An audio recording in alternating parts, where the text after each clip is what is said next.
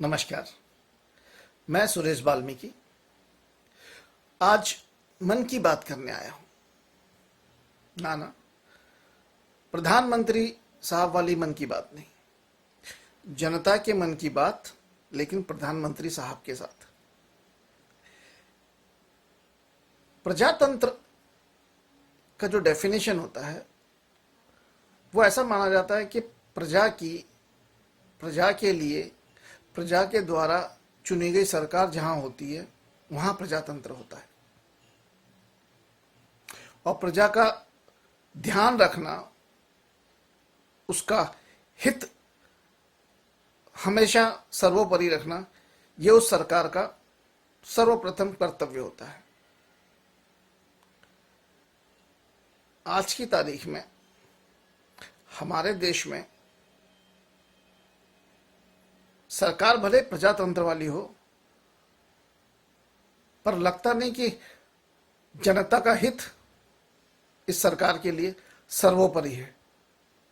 ऐसा ना लगने की कुछ वजह है, कुछ सवाल हैं। वही पूछने के लिए आज मैं मन की बात करना चाह रहा हूं। हमारे देश में अब क्या सिर्फ कोरोना ही एक बीमारी बची हुई है और कोई बीमारी नहीं है? क्योंकि थोड़े दिन पहले तक तो हाइपरटेंशन हुआ करता था, लोगों को डायबिटीज होती थी, हार्ट अटैक होता था, कैंसर भी होता था, HIV वाले भी मरीज हुआ करते थे, सर्दी बुखार वाले इस साल तो होते ही थे। मैं ये सवाल इसलिए पूछ रहा हूं क्योंकि आजकल और किसी बीमारी का इलाज तो शायद अवेलेबल है ही नहीं। क्योंकि और किसी भी बीमारी का इलाज करवाने जाओ तो सबसे पहले कोरोना की रिपोर्ट मांगी जाती है। जो छोटे मोटे मोहल्लों में या एरिया में जो हॉस्पिटल हुआ करते थे वो आपके लॉकडाउन की वजह से बंद पड़े हुए हैं। आसपास के डॉक्टर जान पहचान के होते थे, वो अवेलेबल नहीं है। बड़े बड़े अस्पतालों में जाओ जहां आपकी कोई सुनता नहीं है, आम आदमी की बात कर रहा हूं। उनके लिए वहां पर पहुंचा हुआ बंदा, मरीज सिर्फ बकरा है, जिसे वहां जाकर सिर्फ हलाल होना है। शब्द थोड़े से कठोर हैं, पर आज की सच्चाई यही है प्रधानमंत्री साहब। ये सिर्फ कहीं सुनी बातें नहीं है। मेरे घर में मेरी भाभी डायबिटीज पेशेंट है, बहुत पुरानी। अब उसे अर्थराइटिस का भी प्रॉब्लम है। जो डॉक्टर उनका इलाज कर रहे थे आज अवेलेबल नहीं है सर, पिछले 4 महीनों से। हमारे एक दूसरे रिश्तेदार हैं जिनको थोड़ी तकलीफ हुई, डॉक्टर के पास गए। उस डॉक्टर ने उनकी हालत देखी और सस्पेक्टेड कोरोना पेशेंट बताया उन्हें। रिपोर्ट नहीं हुई थी, लेकिन उन्हें एडमिट होने की सलाह दी। थाना में कहीं भी सस्पेक्टेड पेशेंट को एडमिशन नहीं मिल रहा है। जो कोविड सेंटर्स हैं वहां पर भी नहीं मिल रहा है। पहले रिपोर्ट करवाओ, उसके बाद आओ। अगर इमरजेंसी है, अगर पेशेंट की हालत बुरी है, तो क्या उसे एडमिट करने के बाद ट्रीटमेंट करते हुए उसकी रिपोर्ट नहीं करवाई जा सकती? अगर हो सकती है तो क्यों नहीं करवाई जा रही है? हॉस्पिटल्स के साथ साथ अब आप सुन लीजिए पैथोलॉजी लैब का किस्सा। पैथोलॉजी लैब में टेस्ट होते हैं ताकि बीमारी का पता चल सके और इलाज में आसानी हो। आज की तारीख में किसी भी पैथोलॉजी लैब में किसी भी डॉक्टर की रिकमेंडेशन या उसके प्रिस्क्रिप्शन के साथ में आप टेस्ट करवाने जाइए, कोई फायदा नहीं। आपको ब्लड टेस्ट कराना हो, सीटी स्कैन करवाना हो, एमआरआई करवाना हो, एक्सरे करवाना हो, कुछ भी करवाना हो, वो करवाने से पहले आपको कोरोना टेस्ट करवाना जरूरी है। क्योंकि अगर आपके पास कोरोना का निगेटिव रिपोर्ट नहीं है तो आपका कोई टेस्ट पैथोलॉजी लैब में नहीं किया जाता। यानी अगर मुझे 140 रुपए खर्च करके सीबीसी करवाना था तो उससे पहले मुझे 3000 रुपए खर्च करके कोरोना का टेस्ट करवाना पड़ेगा। आपने देश में कोरोना का संक्रमण फैल रहा है, इस डर से लॉकडाउन जाहिर कर दिया। सुरक्षा के नाम पर भी अगर किसी को कैद कर लिया जाए तो वो कैदी ही होता है। आपने जनता की सुरक्षा के नाम पर जनता को घर में कैद कर दिया है। आपके हिसाब से कोरोना का लॉकडाउन समाधान है, जनता के हिसाब से लॉकडाउन उनकी परेशानी का सबब है। आप कहते हो लॉकडाउन से कोरोना पे काबू पाया जा सकता है, इसीलिए आप बार बार लॉकडाउन अनाउंस कर देते हैं। बट डॉक्टर्स कहते हैं कि कोरोना से अगर लड़ना है तो अपनी इम्यूनिटी बढ़ाइए। इम्यूनिटी बढ़ाने के लिए वो एक्सरसाइज करने के लिए कहते हैं। आपने घर से निकलना बंद कर दिया है। वो अच्छा खाने के लिए कहते हैं। आपने बाजार बंद कर रखे हैं। वो कहते हैं कि अगर इम्यूनिटी ठीक नहीं हुई तो खतरा बढ़ जाएगा। सर, बाजार बंद हुए तो आदमी की इम्यूनिटी क्या हवा खाने से बढ़ेगी? आपने जाहिर कर दिया है 3 महीने का ईएमआई हॉलिडे, हमने ऑर्डर निकाल दिए हैं। सर, आपके ऑर्डरों को कितना माना जा रहा है, जरा इसकी पड़ताल कीजिए।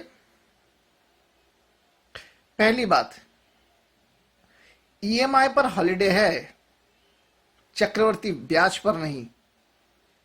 कंपाउंड इंटरेस्ट ताल ठोक कर लिया जा रहा है। आप दो ना दो, आपके अकाउंट से साफ हो रहा है। आपने कर्ज लिया हुआ है और आपने एडवांस चेक दे रखे हैं। आपने ईएमआई हॉलिडे अप्लाई किया हुआ है, वो आपको दे दिया गया है। बावजूद इसके चेक डिपॉजिट हो रहे हैं। चेक अगर बाउंस हो जाते हैं तो हैवी पेनल्टी लगाई जा रही है। सर, इसका क्या करें? इस लॉकडाउन के दौरान आपके जो नियम हैं वो जनता के खिलाफ ही क्यों हैं? एक बंदा अपनी बच्ची को डॉक्टर पर ले जाने के लिए अपनी पत्नी की गोद में बिठाकर बाइक पर निकलता है। एक ही परिवार है, पति पत्नी और बच्चा। आपकी पुलिस उसे बीच में रोकती है और डबल सीट, क्योंकि इस वक्त जो कानून है वो मोटरसाइकिल पे एक ही बंदा जाएगा, तो जब बेटी को ले जाना है तो पत्नी के साथ ही ले जाएगा। तो उनको डबल सीट का समझाने के बावजूद पुलिस फाइन मार रही है। इस हिसाब से तो उन्हें घर में भी साथ में नहीं रहना चाहिए, क्योंकि एक ही परिवार है, घर में भी साथ रहते हैं, कोरोना तो वहां भी फैलेगा ना। नियम है, मास्क पहनना कंपलसरी है। भीड़ में पहनना जायज है, लेकिन अगर आदमी बाइक पर अकेले चले जा रहा है, सड़क पर दूर दूर तक कोई दिखाई नहीं दे रहा है, मास्क उसके गले में लटका हुआ है बट उसने मुंह पर नहीं लगाया हुआ है, उसे फाइन किया जा रहा है। क्यों? डॉक्टर्स का कहना है कि लगातार मास्क पहनना सेहत के लिए हानिकारक है। सारी दुनिया कह रही है सोशल डिस्टेंसिंग में 3 फीट 1 मीटर का डिस्टेंस काफी होता है, तो मेरे आसपास जब कोई है नहीं तो मेरा मास्क पहनना क्यों जरूरी है? क्यों मैं कार्बन डाइऑक्साइड ही दोबारा लेता रहूं और अपनी सेहत खराब करूं? आप कहते हैं पब्लिक गैर जिम्मेदार है, पूरी तरह गलत नहीं है, लेकिन आप पूरी तरह सही भी तो नहीं है सर। क्योंकि अगर आपने बाजार बंद कर रखे हैं तो जब वो खुलेंगे, पब्लिक के घर में जरूरत की चीजें खत्म हो जाएंगी, तो वो तो इकट्ठे निकलेंगे ही निकलेंगे, भीड़ तो होगी ही फिर। तंजानिया एक छोटा सा देश, वो आज कोरोना फ्री हो गया। WHO जैसी संस्थाओं ने भी मान लिया। कैसे हो गया वो फ्री?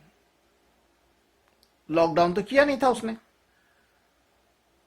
तंजानिया में कोई लॉकडाउन नहीं हुआ था सर। उसने जो किया, क्या उसकी आपको जानकारी नहीं है? जनता पढ़ी लिखी है, ये बात जनता को पता चल गई है कि तंजानिया में क्या हुआ था, ये आपको पता नहीं है।